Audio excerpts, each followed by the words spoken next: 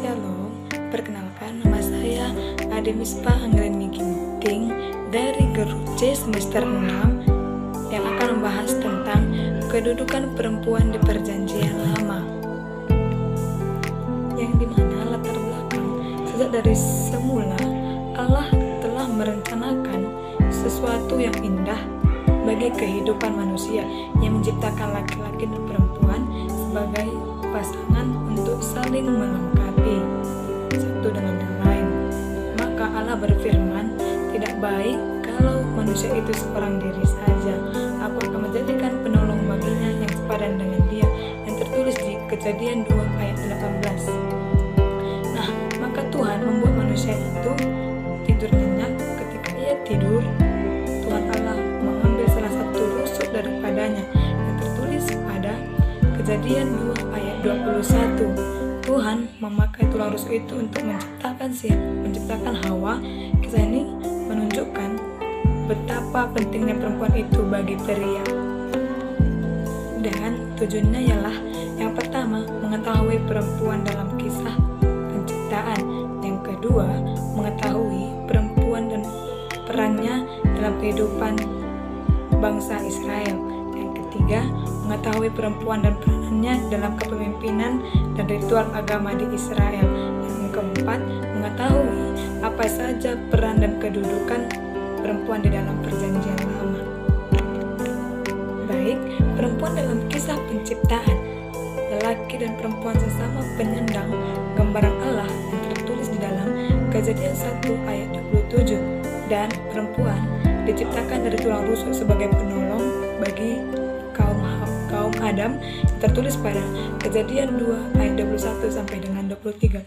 Lewat dua pernyataan ini sebenarnya sudah tergambar bahwa sejak awal ada kontradiksi antara makna sebagai sesama penyandang gambaran Allah dan makna sebagai penolong.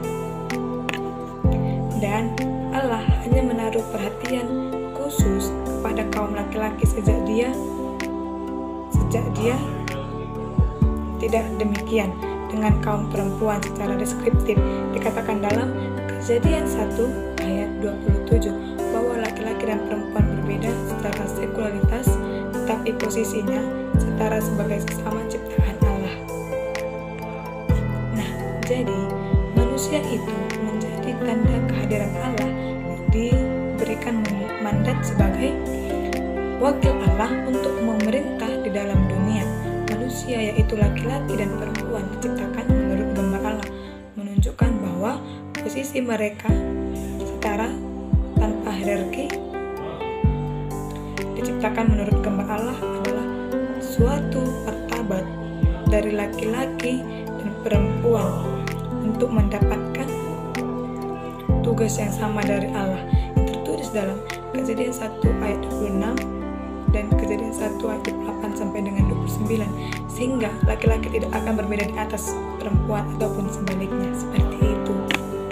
Dan dengan dijadikannya laki-laki dan perempuan, sejak awal sudah ada perbedaan, tetapi bukan untuk dipertentangkan, melainkan sebagai identitas pembeda dalam penerahan tertentu terkait dengan sekualitasnya sebagai laki-laki dan perempuan, seperti itu.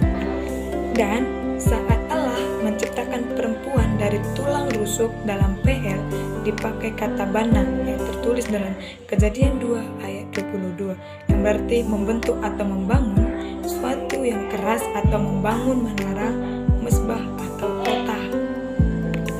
Nah, dan perempuan dan peranannya dalam kehidupan sosial bangsa Israel itu yang terdapat dalam PL, kita membaca bahwa peranan perempuan secara kodrati adalah penerus keturunan umat manusia. Hawa adalah ibu bagi semua masyarakat manusia di dunia ini.